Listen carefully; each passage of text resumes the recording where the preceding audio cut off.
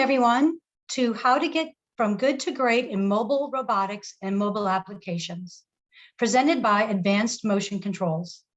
My name is Kimberly Leaders, and I'm with Modus Labs, who is the sponsor of this webinar. Advanced Motion Controls is an authorized partner of Modus Labs. We design and manufacture a new line of innovative geared solutions for robotics and motion control. Before we begin, if you have a question, just place it in the Q&A section, not the chat area. We will address all questions at the end. Now I'd like to turn it over to Renee to kick off the presentation. Renee? Hi, I'm Renee Imzon. I'm the marketing manager here at Advanced Motion Controls. I've been in motion controls for over 20 years, originally starting as an applications engineer. I want to thank Modus for inviting us. If you aren't familiar with their products, I highly suggest you look them up. The innovation and engineering that went into their M-Drive gears is pretty cool. As a mechanical engineer, it's pretty satisfying just to watch how the gears move. All right, David. Thanks, Renee. I'm David Galfuso, and I'm Senior Vice President at Advanced Motion Controls.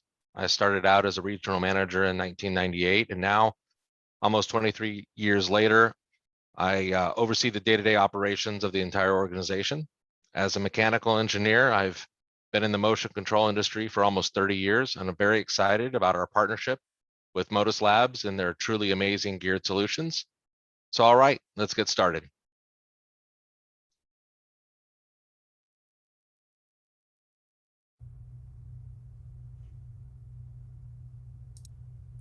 Okay, a little bit about Advanced Motion Controls. Advanced Motion Controls was founded in 1987. The two gentlemen that founded the company are still involved in the business today. And that's important because the core values and the culture that the company started with have continued through today. We've shipped over 3 million servo drives around the world. Our headquarters is in Camarillo, California. We have an 86,000 square foot facility that houses all of our engineering, sales, support, design, and our manufacturing. One of the things that sets us apart are our people and our support capabilities. We have over 140 people here in the headquarters, over which 40% are degreed engineers. In addition to the support that you can get directly from the product and support group, we also make our development engineers available to our customers whenever it's needed to provide that extra level of support. Outside of our internal support, we have over 40 channel partners around the world with over 300 associates, and about 150 of those have been to the factory for training. And so we have factory trained support all around the world. One of the keys to our success is the flexibility that we have in manufacturing, because we have all of that manufacturing at our headquarters in California. We do 100% complete testing. Our flexibility allows us to prioritize and schedule to meet our customer needs. We routinely ship over 98% to our promise date and over 95% to the date our customer requests at the time of order. It also gives us great control over quality and reliability. Our average return rate is less than 0.35%. All right, thanks, David. Today we're talking about servo drives for mobile robots and cobots. So I'm going to start with a quick introduction. Mobile robots can be used pretty much anywhere, but we're seeing exceptional growth in automated warehouses where AGVs are used to fulfill online orders, in hospitals, for example, pharmaceuticals. This is where a robot stores and transports medication to a patient's room in the hospital. Also in hospitals as service bots where they do laundry delivery, so delivering fresh linens to the rooms or taking dirty linens to be laundered. Or even at grocery stores, in airports for automated floor cleaners. Also in grocery stores and big box stores, mobile robots are used for tracking inventory. Cobots or collaborative robots take the shape of an arm and are usually mounted to a fixed location, but they can also be mounted to a mobile platform, which allows them to move and work where needed. Cobots work in close proximity to people and other robots. They're designed to be versatile so they can handle a multitude of repetitive tasks like moving, sorting, packing, and assembly. In both mobile robot and cobot applications, for every axis of motion, there needs to be a motor to drive it. And to drive each motor with precision, there needs to be a servo drive to supply the power and motion control. This means for every traction wheel on an AGV, or every degree of freedom on a robot arm, there needs to be a servo drive. But regardless of the different applications and different jobs for each axis, when it comes to the servo drives that power them, mobile robots and cobot applications have a lot of requirements in common. So even if the application looks different on the surface, the requirements for the servo drives are actually similar. So what are the requirements for cobots and mobile robots, and how does AMC fit in? First of all, we have 220 standard off-the-shelf servo drives to choose from. Within this group are a lot of great choices. So I'm going to break this down into the attributes that are important for cobots and robots. With regard to voltage, compared to traditional factory applications, mobile robots and cobots operate with a relatively low DC supply voltage, typically in the range of 10 to 100 volts DC. This is mostly due to the availability of batteries and safety, although higher voltage systems also exist, for example, with industrial robots and agricultural robots. In the low voltage category, our standard products operate over a wide range. For example, 10 to 55 volts, 20 to 80 volts, and 40 to 175 volts DC are typical operating voltage ranges for our products. The benefit of wide ranges is especially important with battery applications because the difference between a fully charged battery at the beginning of a shift versus a drain battery at the end can be pretty big. And regardless of what the input voltage is, the servo drive performance should remain the same throughout the range, meaning the responsiveness needs to be the same as well as the torque output and tuning, although admittedly the top speed may suffer when the voltage is low. Almost everyone wants more torque, which really means they need more current. Anywhere from 5 amps to 100 amps is a typical requirement and can easily be satisfied with our standard product offering. Even higher currents are available with some of our products like our vehicle mount drives. High current output is needed for axes like traction wheels on an AGV or the base joints on a robot arm. Efficiency plays a critical role when batteries are the source of power. The higher the efficiency, the less wasted energy. This means robots can run longer because their batteries last longer. At AMC, all of our products use some form of PWM switching, which makes them inherently efficient. The point is, the power devices, either the FETs or IGBTs, turn all the way on or all the way off, with very little time in the linear region where energy is wasted. The result is efficiency, usually between 95 and 99%, depending on the model. More efficiency means longer battery life. Also, being more efficient, this goes hand in hand with being more thermally efficient, which means there's less heat generated by the servo drive. This is extremely important when space is limited, like with cobots and mobile robots, because when servo drives and other electronics are packed into tight spaces, the heat tends to build up. Thermally efficient electronics are much easier to work with because they run cooler. Another consideration for efficiency is we have 4-quadrant operation, including for single-phase and 3-phase servos, as well as trapezoidal and sinusoidal commutation. 4-quadrant means the servo can push current in both the forward and reverse direction, as well as regen in both directions. So what's regen or regeneration? This is when the power flows from the motor back to the supply during braking. In the past, this was often considered a nuisance since it would cause overvoltage issues and make machines shut off. But now with battery applications, regeneration is now a desired feature. It's actually an integral part of maintaining the highest amount of efficiency and recovering as much spent energy as possible. In the past, excess regeneration energy will be burned off in a resistor. Now it's used to recharge the battery. Our products are not only known for their high power, but their high power density. In simple terms, high power density means increasing the amount of power per volume. If you provide the same amount of power but in a smaller package, then you've increased the power density. For example, these two servo drives can output about the same amount of power, but this one has much higher power density since it is so much smaller. The advantage of high power density is it makes it easier to fit more power into a smaller space, an extremely important consideration in AGVs and robotic arms. Also, with the smaller physical size comes reduced weight. Every gram of mass saved increases the payload capacity. The reduction in dead weight also helps with overall system efficiency because there's less weight to move around, accelerate, or lift. Networked servo drives are definitely the way to go with cobots because they greatly simplify wiring. A compact drive on a network can be mounted right next to the motor in a cobot arm. All the feedback signals can then be processed in the drive along with any I/O signals. The servo drive can then make the signals available on the network for the controller to access. This eliminates most of the wiring that would otherwise have to feed down the arm. Multiplied by each axis of motion in the arm, this means 50, 75, or more wires can be eliminated.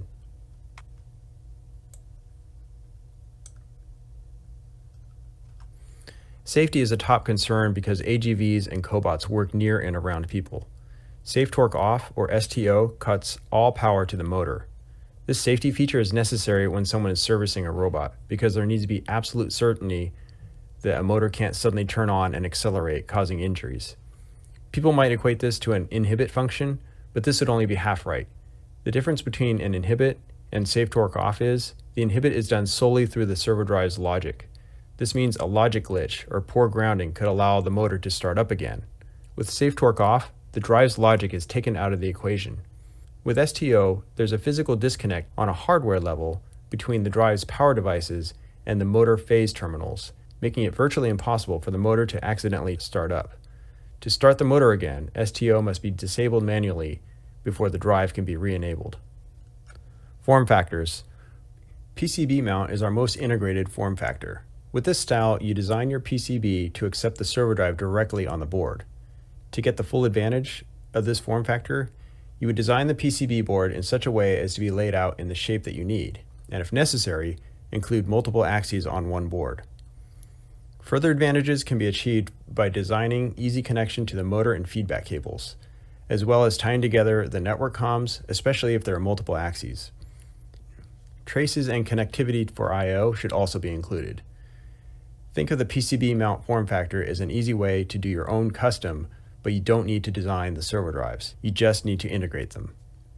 The advantage is the tightest integration with extremely reliable connectivity since cables are replaced with traces. Disadvantage, it's an open design, so not as protected, and you need to really plan out the layout and connectivity since it's more of a commitment to spin a dedicated board.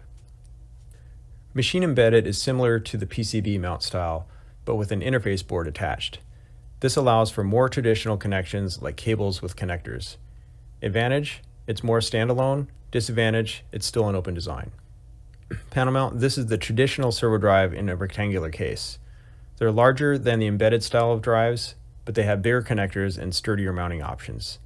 Advantage, they're well protected with a metal or plastic cover, larger connectors with easier access. Disadvantage, these may be harder to place due to their size. They're also heavier. Vehicle mount. Designed with electric vehicle requirements in mind, although they're still servo drives, so there's no sacrifice in performance. They use automotive style connectors for signals and large lugs for power. So the advantage, it's the most protected design. It's a heavy duty build. Disadvantage, it may be too bulky. Let's focus on FlexPro. FlexPro is our premier line of servo drives. They're a showcase of our latest technologies and capabilities and are designed for high power and small size. With our impact architecture, we've achieved incredibly high power densities while still maintaining our reputation for reliability and versatility.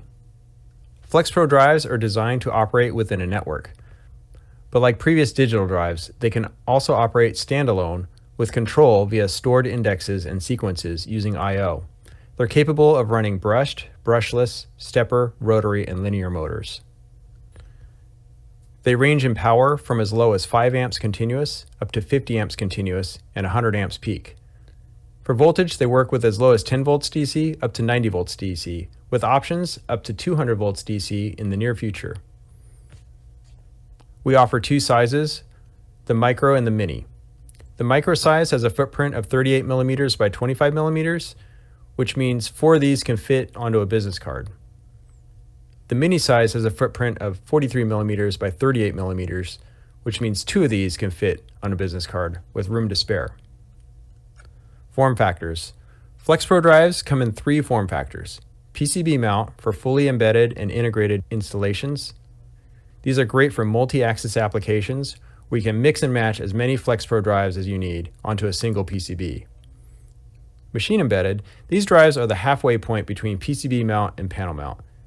They have an open caseless design, but they use standard connectors and lugs for connectivity. Panel mount.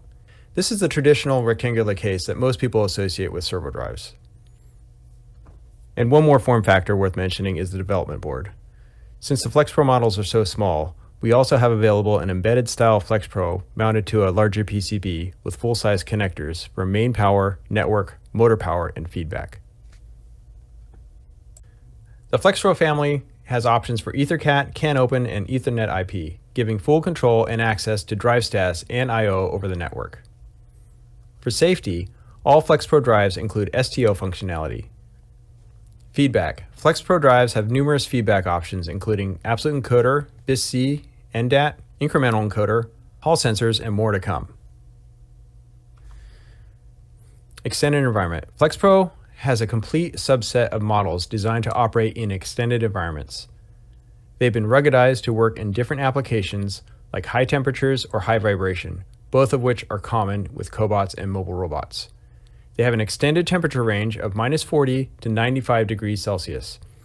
They're protected against 95% non-condensing humidity and pollution degree 2, and they're tested to withstand vibration up to 5 minutes of 25 Gs RMS in 3 axes of vibration. Thanks, Renee. That was great.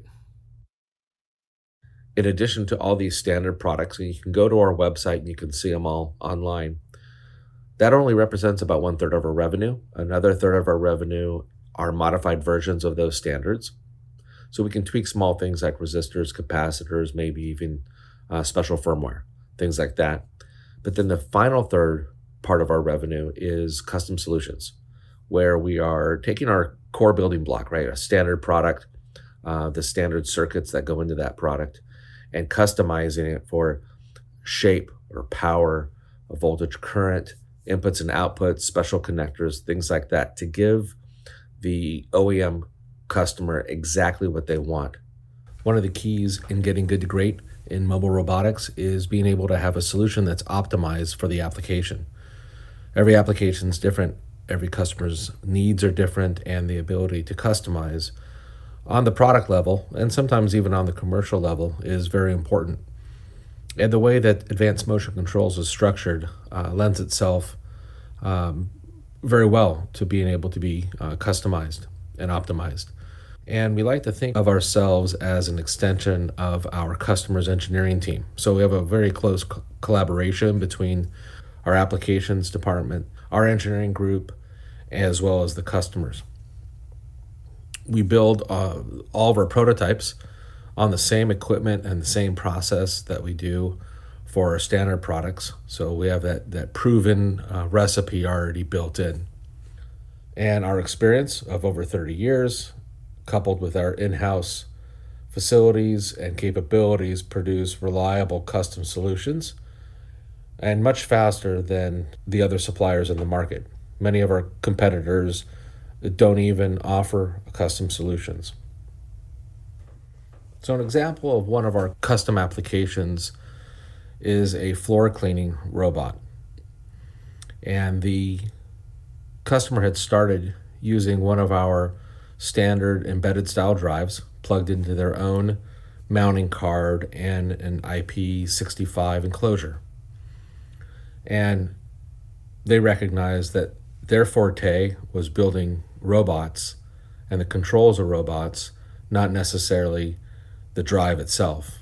And so we worked together and collaborated on a turnkey solution where we provided a fully enclosed IP65 totally sealed solution. So the building block was still that standard drive. We created a mounting card that had on exactly the features that they needed. It was the same size as their own design, so the fit was the same.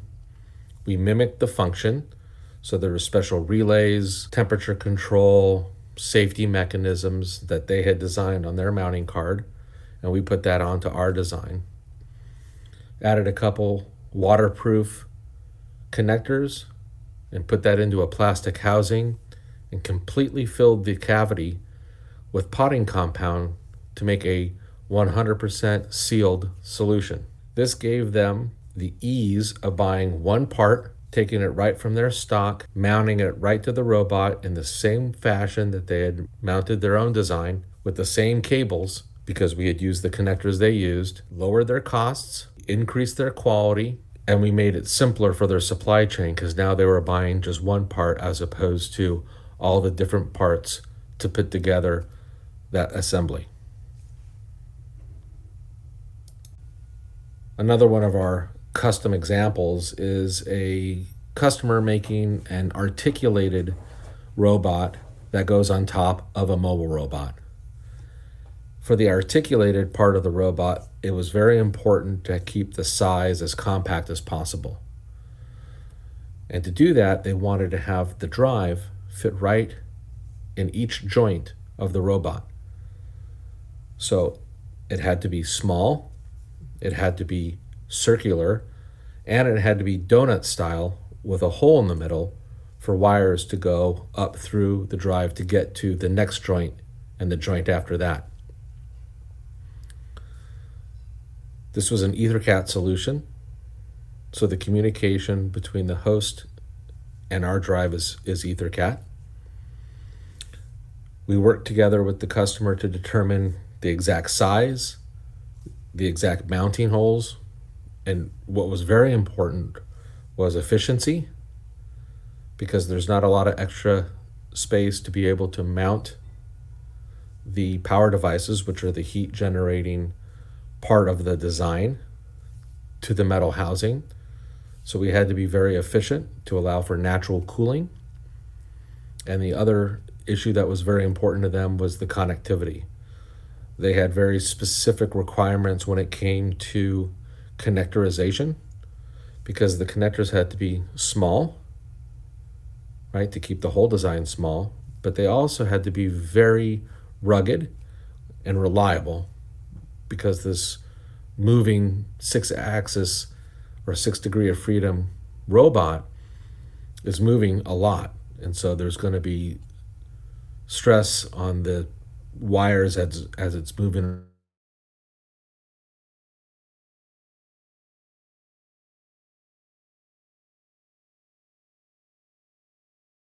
Just for them, a special brake function, a special torque sensor function, in addition to sensing the torque of the motor, and a couple other features that will set them apart from their competition. And it was a really good example of how the two engineering teams working together as one could produce something better than either they or us could do by ourselves.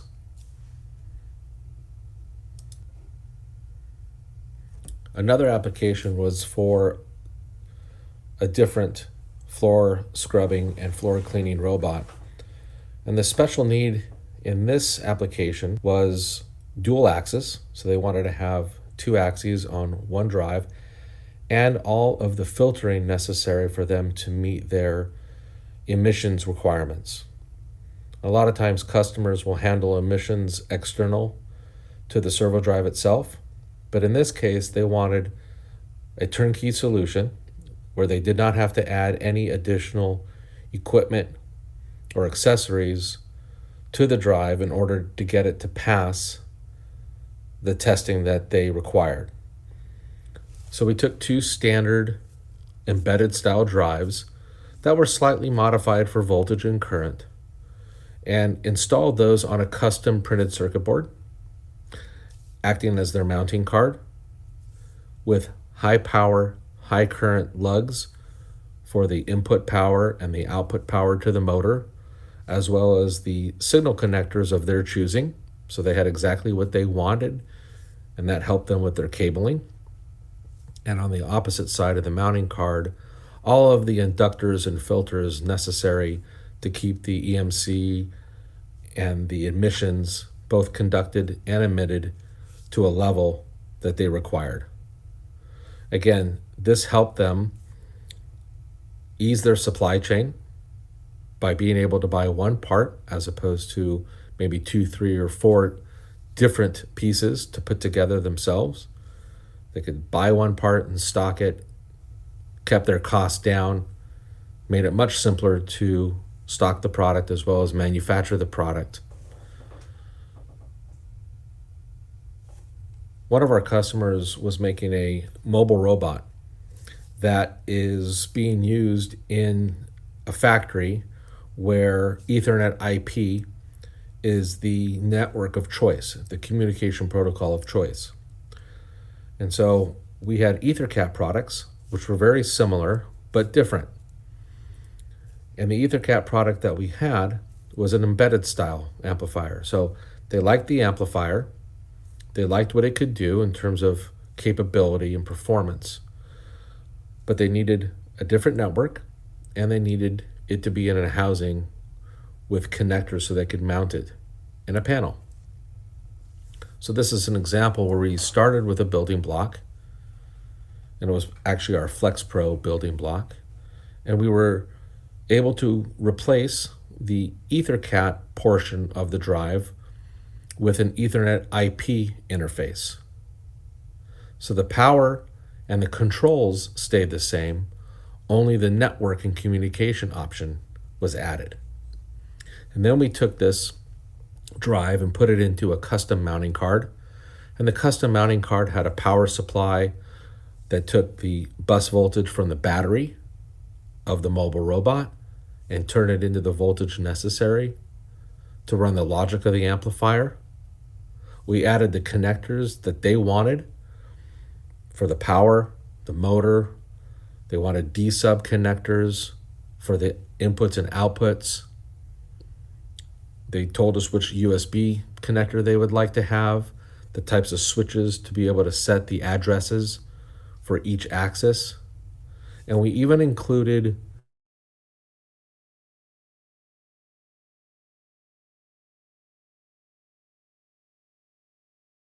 to a certain temperature in order to keep all the electronics in the zone that we want them to be to operate properly.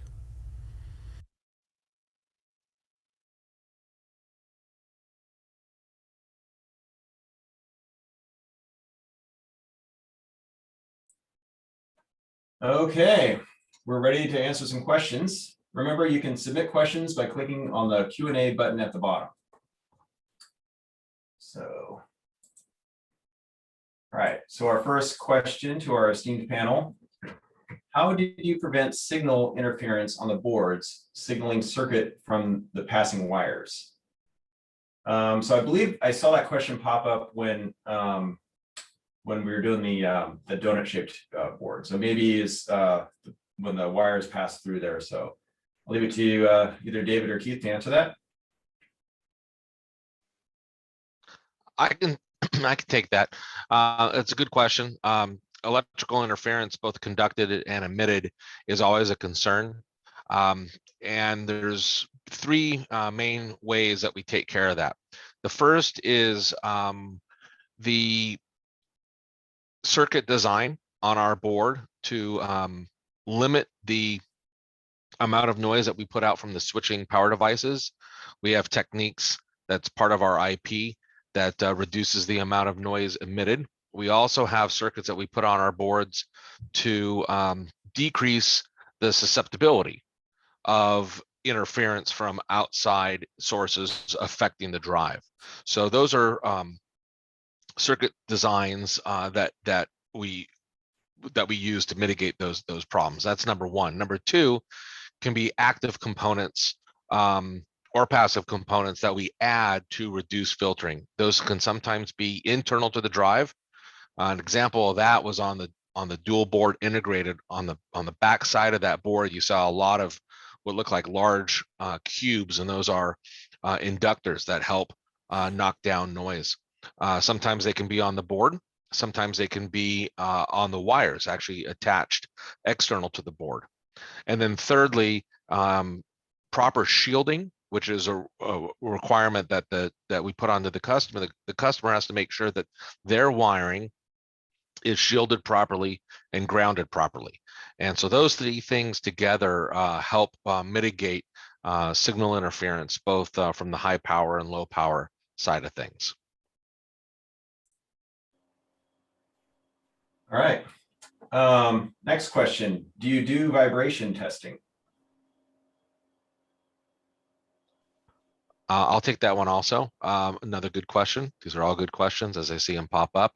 All of our standard products have a standard vibration rating, and those have been tested.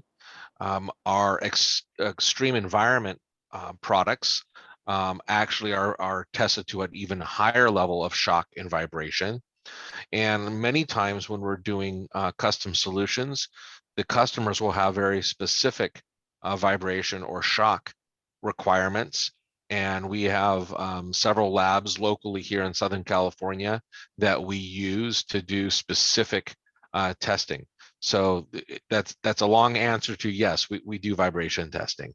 And having done this for 30 years and having a return rate of less than 0.35% is evidence that not only the vibration testing, but all the other validation that we do allows us to provide very reliable and high quality product. Right. Do you have click and move applications in the AGV AMR industry? I guess I'll take that one. So thanks for the question again. I currently don't know of any specific applications that we're using to service or using click and move to service the application in the AGV market. We've talked to a number of customers and certainly have some capabilities on that front. But today I don't know of any specific applications. But the flexibility of click and move certainly allows us to take on those kinds of applications. So if you've got some requirements, let's talk about them, and I think we can probably help you out.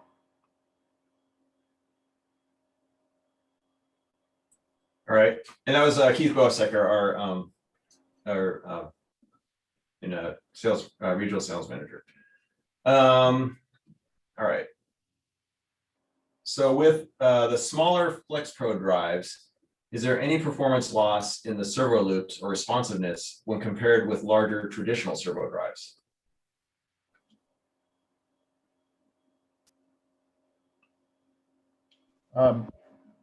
Give that to me again, Renee. Sure. With the smaller FlexPro drives, is there any performance loss in the servo loops or responsiveness when compared with larger traditional drives? No, in Keith, fact, go ahead. Okay. No, in fact, the FlexPro drives are every bit as good in terms of performance as the other drives that we've been building for years and years. In some cases, maybe slightly better. Efficiencies, because of the newer devices and newer designs, have actually improved. So FlexPro has been a great addition to our product line, and certainly getting a lot of interest. And I know, Renee, you talked about it during the webinar here about the power density piece of it. It really is shines greatly in that front too. All right, thanks, Keith. So how is heat managed when a servo drive is mounted inside a robot arm or attached to a motor? I can take that one. So typically when we're embedding a drive into a tight space like that, we work very closely with the customer. So we act as an extension of their engineering team. And so together we come up with not only tight electrical specifications, but also mechanical. And so we will share the thermal dissipation requirements between ourselves and the customer. So on lower power applications, we can get away with no additional heat sinking and no additional active cooling. As the power increases, or maybe the ambient temperature increases, when it is time to provide some sort of cooling more than just the drive itself.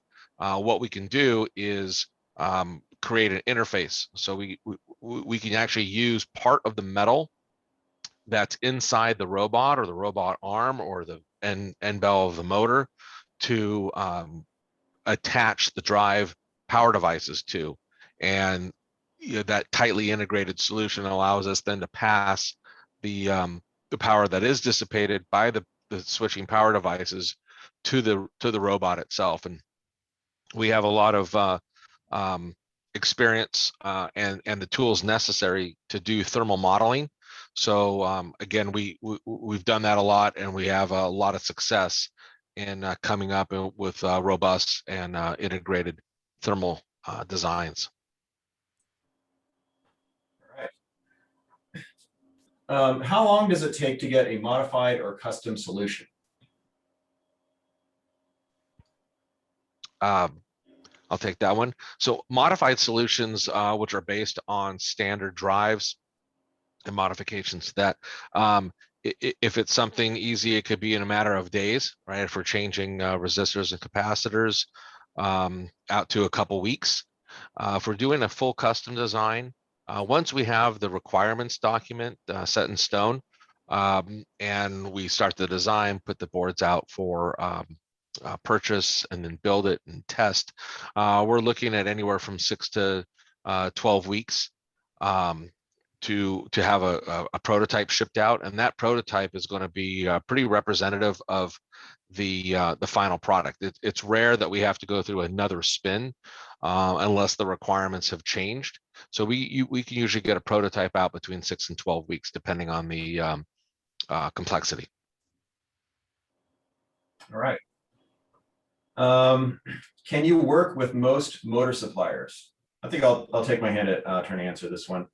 I'd say yes. If you go on our website under products, we have a third-party product compatibility section of our website, and we have a list of motors that's pretty long that we have worked with. So they're all confirmed that we have operated with them in the past.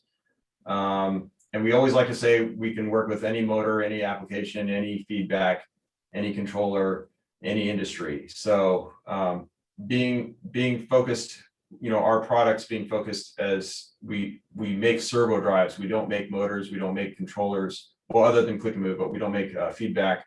It kind of keeps us honest, and we have to be compatible with as many different components as possible.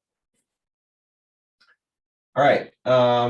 How much does a custom servo drive cost compared to a standard product?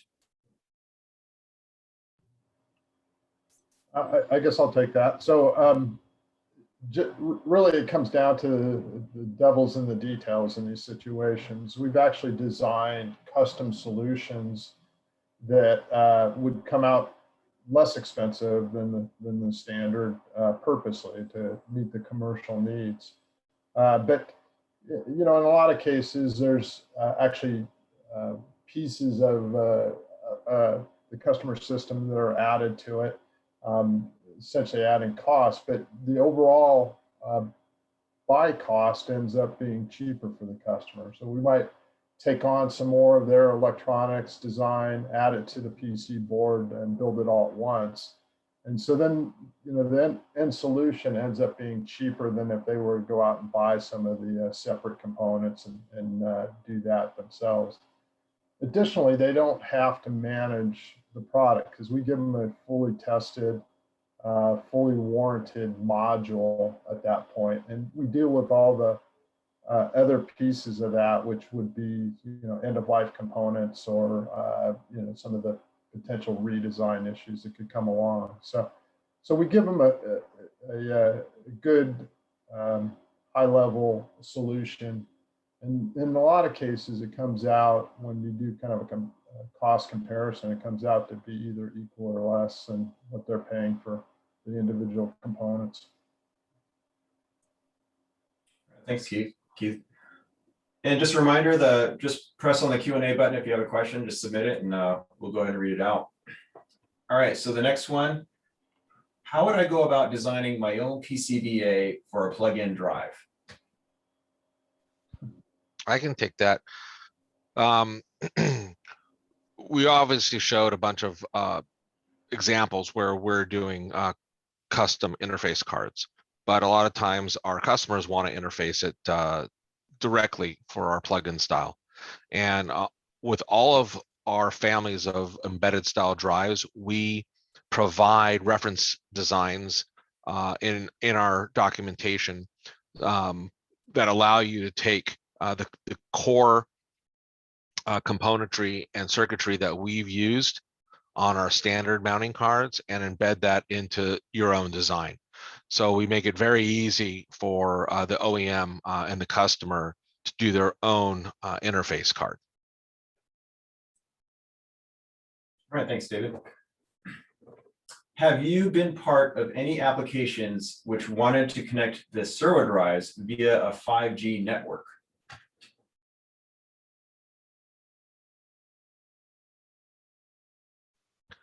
I'll answer that. Not to date. We haven't had any customers request that. However, we do have several customers that are making mobile robots that their control system is wireless, whether it be cellular like 5G or Wi-Fi or Bluetooth or some other style of wireless communication. And so we have seen that done at the host or controller level. Okay.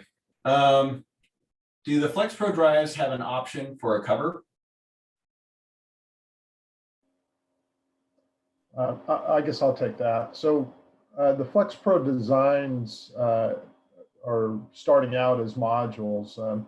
As Renee talked about during the webinar, they're, for the future, we're anticipating some panel mount style designs that'll leverage the FlexPro capability and the power density. So the expectation is we'll have both panel mount and then also vehicle mount style FlexPro designs coming out in the future at higher power levels too. So we've kind of gotten to a place where we can increase those numbers, and engineering's working on those developments now. All right, there's no more questions. We'll be sending out this recording later today. You're always welcome to contact us. Just go to our website at a-m-c.com. We have an excellent technical and customer support team, and we can help with sales, product selection, system evaluation, configuration, and troubleshooting. Thanks again to Modus for sponsoring this webinar. You can check out their gear solutions at modus-labs.com. This concludes the webinar. Thanks, everyone, and have a great week.